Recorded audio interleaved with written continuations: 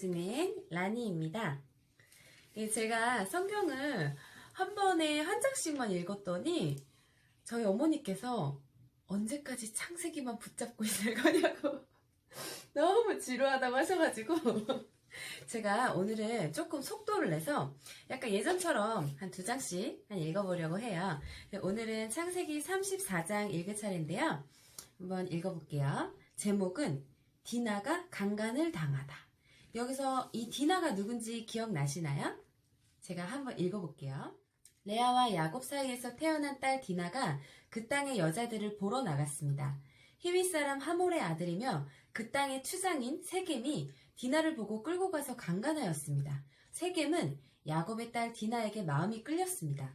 그는 디나를 사랑하였으므로 디나의 마음을 위로하였습니다. 세겜이 자기 아버지 하몰에게 말했습니다. 이 여자를 제 아내로 삼게 해주십시오.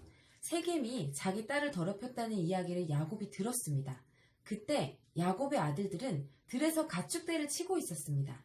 야곱은 아들들이 돌아올 때까지 아무 말도 하지 않았습니다.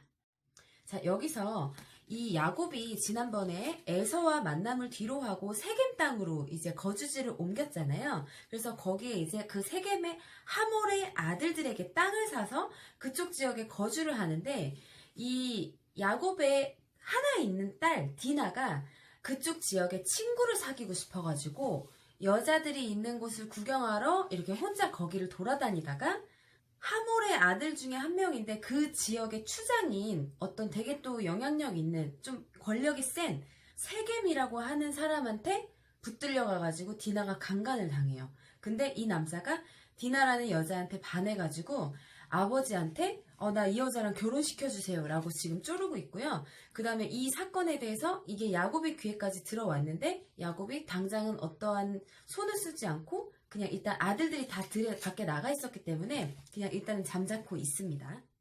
세겜의 아버지 하몰이 이야기할 것이 있어서 야곱에게 왔습니다. 그때 야곱의 아들들은 그 소식을 듣고 들에서 막 돌아와 있었습니다. 그들은 디나가 더럽힘을 당했다는 이야기를 듣고 괴로워하며 분노하였습니다. 당연히 그렇겠죠. 오빠들이 그렇게 많은데 딱 하나 있는 여동생이 밖에 나가서 강간을 당했다고 하는데 어느 오빠들이 그걸 참을 수가 있겠어요. 난리가 나죠. 세겜이 야곱의 딸에게 해서는 안 될 짓을 하여 이스라엘 사람을 부끄럽게 만들었기 때문입니다.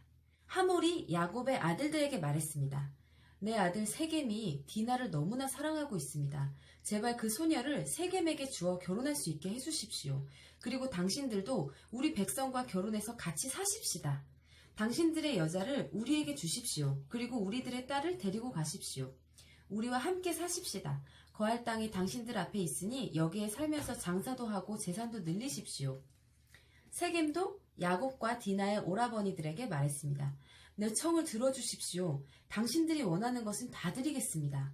우리가 신부를 데리고 가는데 필요한 몸값과 예물을 말씀해 주십시오. 아무리 많이 말씀하시더라도 말씀하시는 대로 다 드리겠습니다. 디나와 결혼만 하게 해주십시오. 야곱의 아들들이 세겜과 그의 아버지에게 거짓말로 대답했습니다. 이는 세겜이 자기들의 누이 디나를 더럽혔기 때문입니다. 야곱의 아들들이 말했습니다. 할례도 받지 않은 사람에게 우리 누이를 줄 수는 없습니다. 그것은 우리에게 부끄러운 일이기 때문입니다. 다만 한 가지 조건만 들어주시면 당신들의 청을 들어드리겠습니다. 만일 당신들 쪽 모든 남자들이 할례를 받아 우리처럼 된다면 청을 허락하겠습니다. 그렇게 하시면 우리 딸들을 당신들에게 드리고 당신들의 딸들을 우리 아내로 맞아드리겠습니다. 그렇게 되면 우리는 당신들과 함께 살면서 한 백성이 될 것입니다. 당신들이 우리의 말을 듣고도 할례를 받을 수 없다면 우리는 디나를 데리고 떠나겠습니다. 하몰과 하몰의 아들 세겜은 이 조건이 괜찮다고 생각했습니다. 그래서 세겜은 할례 베푸는 일을 지체하지 않았습니다. 이는 세겜이 야곱의 딸을 사랑하는 마음이 깊었기 때문입니다. 그 당시 세겜은 자기 집안에서도 가장 존경받는 사람이었습니다.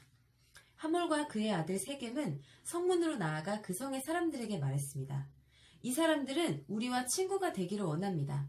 그러니 그들을 우리 땅에 살면서 장사도 할 수 있게 해줍시다. 이 땅은 그들과 함께 살 수 있을 만큼 충분히 넓습니다. 그리고 그 사람들의 딸을 데려와 아내로 삼고 우리 딸도 그 사람들에게 줍시다. 그런데 여기에는 한 가지 조건이 있습니다.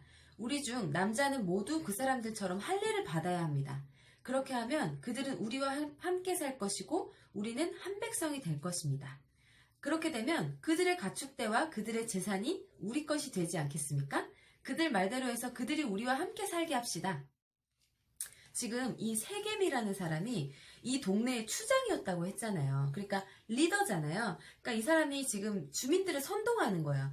지금 이 세겜 사람들한테는 야곱의 가족들이 이방인에 불과해요. 그런데 자기가 야곱의 딸에게 반해가지고 이 딸이랑 결혼하기 위해서 야곱에게 가서 막 간청을 했죠. 근데 어떤 미안하다는 사과보다는 약간 정치적인 의미로 우리 서로 딸을 주고받고 하면서 우리 같이 이렇게 동맹을 맺어서 한 백성이 되자.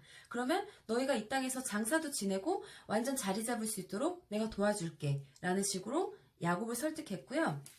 그리고 이 세겜이라는 사람이 또 동네 사람들에게 우리 저 사람들을 이용해서 저 사람들의 재산을 우리가 다 같이 나누어 가질 수가 있다. 그러니까 우리가 할례를 받으면 사실 얻는 것이 더 많다. 이런 식으로 지금 선동을 하는 거예요.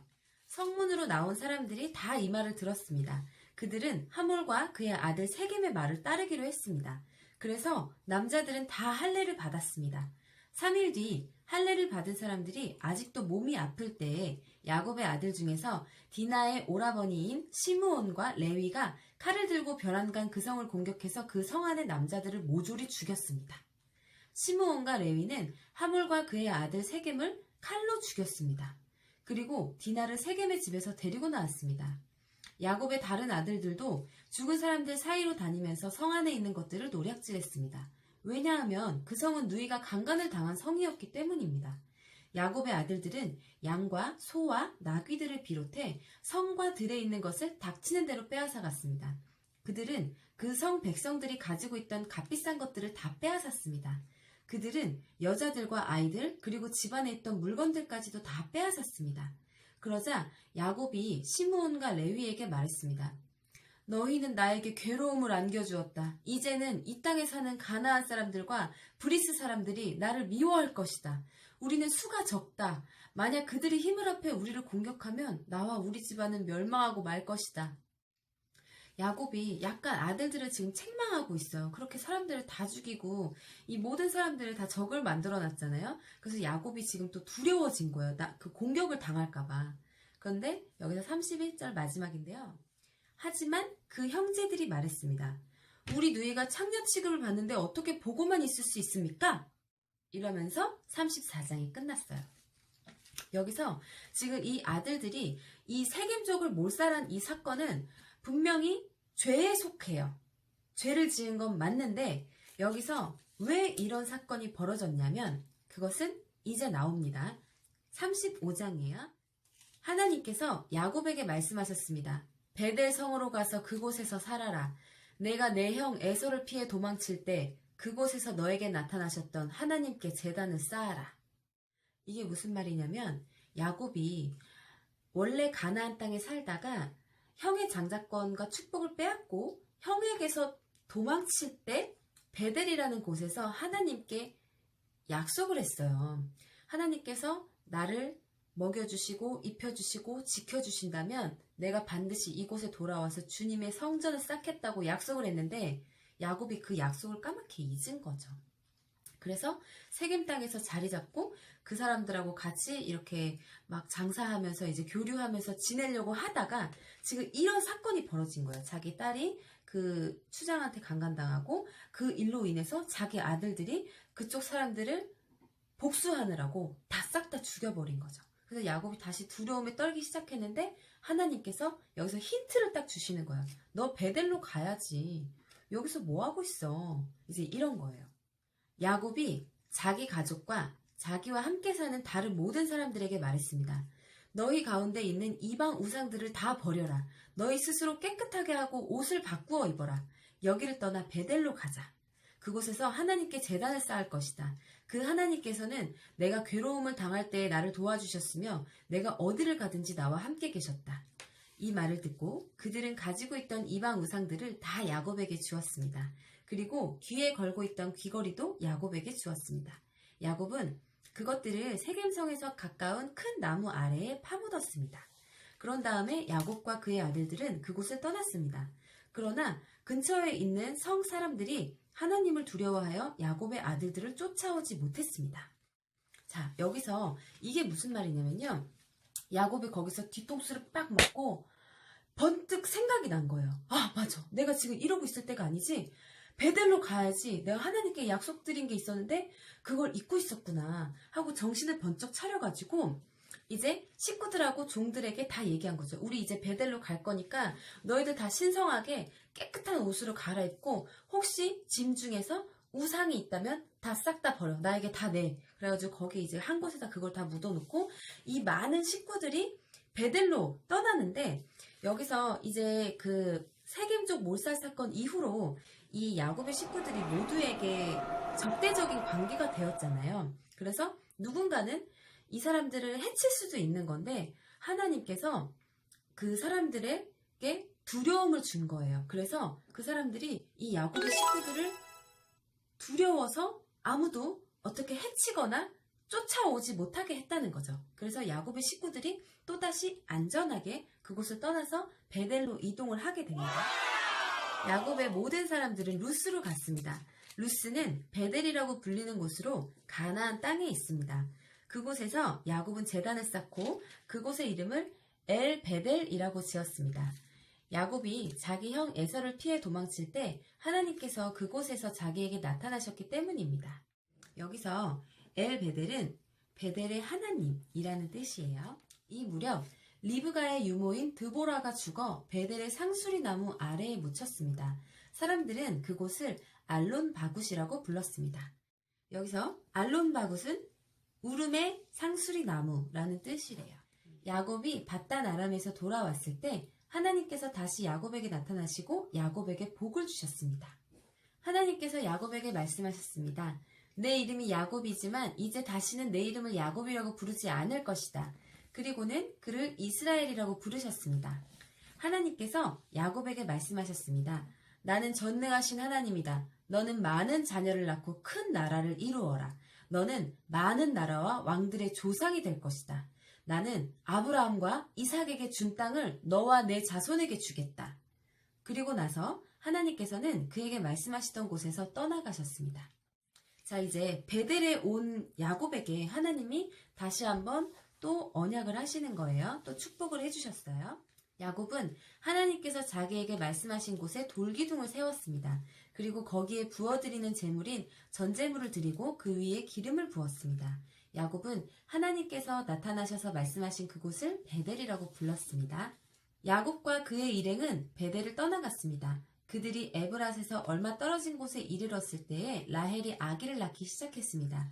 그런데 아기를 낳는 고통이 너무나 컸습니다. 라헬이 아기를 낳느라고 고통스러워하는 모습을 보고 산파가 라헬에게 말했습니다.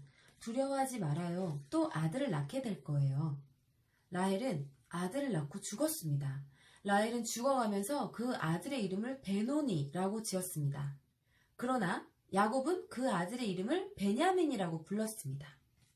베노니는 내 슬픔의 아들이라는 뜻이래요. 그래서 라헬이 아이를 낳으면서 막 죽어가는 그 와중에 나의 슬픔의 아들이라는 이름을 딱 짓고 죽었는데 야곱은 그 아들의 이름을 베냐민이라고 불렀다는 거예요. 여기서 베냐민은 내 오른손의 아들이라는 뜻이거든요. 그러니까 야곱이 엄청 슬펐겠죠. 자기가 너무 사랑하는 라헬이 아이를 낳다가 죽었으니까. 그래서 나중에도 야곱이 요셉과 베냐민만을 엄청 편애하는 삶을 살아요. 너무 소중한 아들이죠. 자기가 제일 사랑하는 여자가 낳은 딱 2명의 아들이잖아요. 그래서 요셉, 베냐민 이렇게 2명이 라헬이 낳은 아들이에요. 라헬은 에브랏으로 가는 길에 묻혔습니다. 에브랏은 베들레헴입니다. 야곱은 라헬의 무덤에 돌기둥을 세웠습니다. 라헬의 무덤에 세워진 그 돌기둥은 지금까지 남아있습니다. 이스라엘이라고도 부르는 야곱은 다시 길을 떠나 에델탄 맞은편에 장막을 쳤습니다. 이스라엘이 그 땅에 있을 때에 르우벤이 이스라엘의 첩 비라와 함께 잤습니다. 이스라엘이 그 이야기를 들었습니다. 자, 여기서 또 한 번 이 아들들의 죄가 도를 지나치는 사건이 있어요. 이스라엘의 첩, 야곱의 첩 빌한 누구냐면요. 야곱의 세 번째 아내예요. 그러니까 이 르우벤이라는 사람이 자신의 새엄마, 아버지의 아내인데 그 사람이랑 잤다는 거예요. 완전 엄청난 큰 죄를 지었죠. 여기서 이제 다음 단락인데요. 야곱에게는 12명의 아들이 있었습니다. 레아의 아들은 야곱의 첫째 아들 르우벤과 시므온, 레위, 유다, 이사갈, 스불론입니다. 라헬의 아들은 요셉과 베냐민입니다. 라헬의 몸종 빌하의 아들은 단과 납달리입니다. 레아의 몸종 실바의 아들은 갓과 아셀입니다. 이들은 밧단 아람에서 태어난 야곱의 아들들입니다. 역시나 여기에는 딸 이름은 나오지가 않아요. 야곱은 기럇 아르바 근처 마므레에 있는 아버지 이삭에게 갔습니다. 그곳은 아브라함과 이삭이 잠시 머물러 살았던 헤브론이란 곳입니다. 그때 이삭의 나이는 180살이었습니다. 이삭은 목숨이 다하여 오랫동안 살다 조상들에게로 돌아갔습니다. 그래서 이삭의 아들 에서와 야곱이 이삭을 장사 지냈습니다. 이삭이 180세의 나이로 사망을 하게 됩니다. 자, 그래서 오늘의 내용은요. 34장은 레아와 야곱 사이에서 태어난 딱 한 명의 딸이 있는데 그 디나가 세겜족에게 강간을 당해서 이 야곱의 아들들이 세겜족을 다 죽여버렸어요. 그리고 나서 야곱이 이제 내가 보복을 당할까봐 두려워서 떨고 있는데 하나님께서 너 베델로 가라 이래가지고 야곱이 맞다 하고 딱 생각이 나서 베델로 갑니다. 가서 이제 하나님께 약속대로 예배를 드리고 번제를 쌓고 그리고 나서 이제 아버지 이삭에게로 돌아갔는데요. 아버지 이삭이 나이가 180이 먹어서 이제 생을 마감하는 내용이었어요. 오늘도 이제 조금 길어졌지만 어쨌든 끝까지 시청해주셔서 감사드립니다.